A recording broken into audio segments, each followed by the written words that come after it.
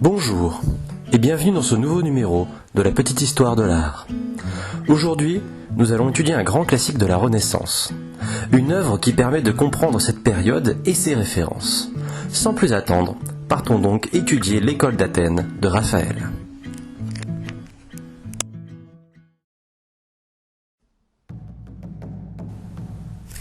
Raffaello Sanzio était un enfant prodige né à Urbino en 1483. Bien qu'il arrive à Florence à l'âge de 21 ans, il est déjà considéré comme l'égal de Michel-Ange et de De Vinci en se faisant remarquer par son talent. Comme tous les artistes de l'époque, son travail passe par la recherche de mécènes et de commanditaires. Au même moment, à Rome, le pape Jules II désire entamer la reconstruction de la basilique Saint-Pierre, et cette reconstruction passe aussi par le décor et la peinture. Dans ce but, le pape fait appel au jeune Raphaël, âgé de 25 ans, pour lui passer une commande. Il s'agit de peindre les murs de la chambre des signatures, bibliothèque personnelle du pape avec 4 grandes fresques, et l'une d'entre elles est la très célèbre École d'Athènes. Le décor se compose de 4 thèmes, un pour chaque mur de la pièce. La philosophie, la théologie, la poésie et le droit.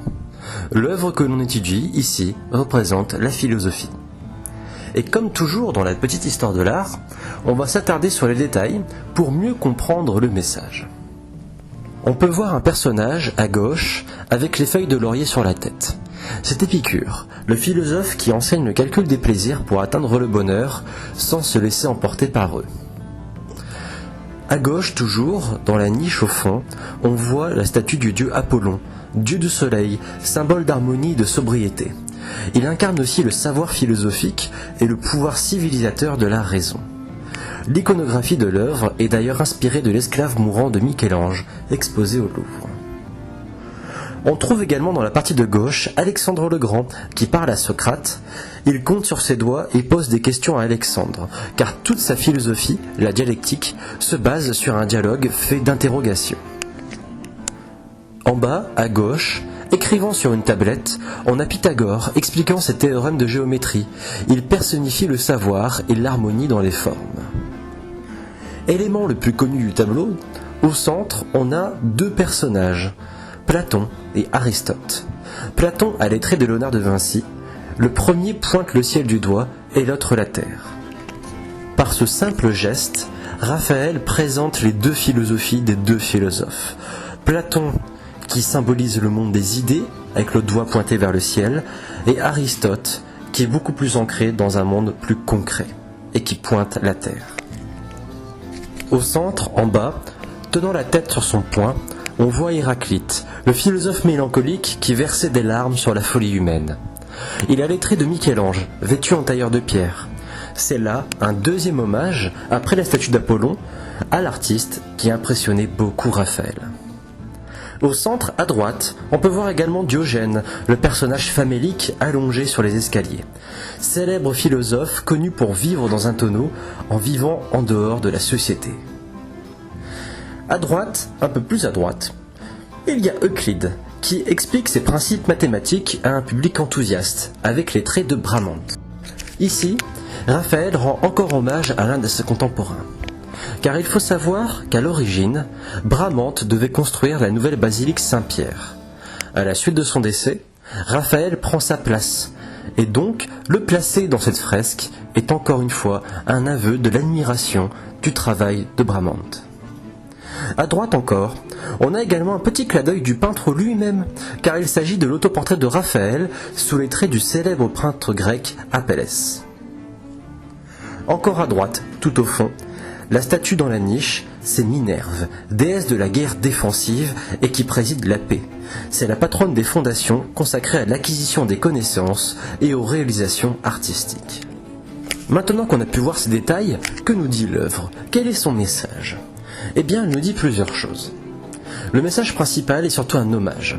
En reliant le passé avec les philosophes et le présent avec les artistes, il rend hommage à ses contemporains qui, dans cette renaissance, cherchent à copier et à dépasser les anciens. Montrer des dieux romains, des intellectuels grecs et d'autres figures notables de l'Antiquité permet à Raphaël de présenter les buts, les objectifs de la Renaissance. De plus, La fresque représente également une évolution de la peinture. Non pas tant dans son style ou son esthétique, mais dans son aspect sociétal. Placer des artistes contemporains sous les traits de philosophes et de scientifiques, c'est affirmer que l'art est également un domaine intellectuel. En effet, il faut bien se rappeler que pendant longtemps, les artistes sont avant tout considérés comme des artisans, des êtres manuels, à l'inverse des philosophes, poètes et autres savants. Or, à la Renaissance, les peintres et les sculpteurs commencent à revendiquer la fin de ce statut, qu'ils sont également des intellectuels, Léonard de Vinci affirmant même que la peinture est une chose mentale. Ce changement de statut de l'artiste, qui passe peu à peu du manuel à l'intellectuel, de l'artisan quelque peu déconsidéré à l'égal des savants, est l'un des changements majeurs de l'histoire de l'art. C'est la naissance de ce statut qui permettra aux artistes, et à l'art de manière plus globale, de prendre une plus grande envergure au fil des siècles. Enfin, il faut également replacer l'œuvre dans son emplacement. Placée dans une pièce dédiée au travail du pape, là où il signe ses décrets, elle permet de souligner l'importance et la reconnaissance de la sagesse antique, de la raison ancienne face au pouvoir théologique de l'Église.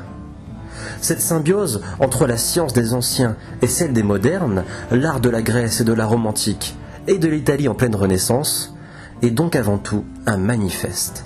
C'est le manifeste d'un peintre, Raphaël, envers sa génération pour la mettre en valeur.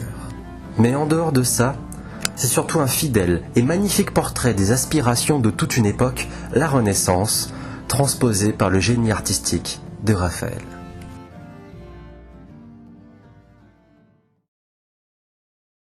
Voici arrivé la fin de l'épisode. Je tiens à préciser que cette analyse est assez courte pour coller au format de l'émission et qu'elle a pour but avant tout de vous donner l'envie de découvrir l'œuvre plus en détail. En effet, c'est une œuvre très complexe et je n'ai pas évoqué plusieurs éléments, sinon la vidéo durerait beaucoup trop longtemps. En revanche, je vous invite chaudement à faire quelques petites recherches sur internet ou dans des livres. Son analyse est assez facile à trouver et c'est une formidable porte d'entrée pour découvrir Raphaël et plus largement la Renaissance italienne.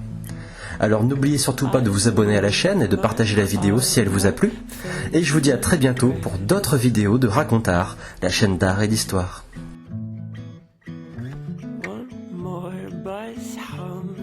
Silent weekend.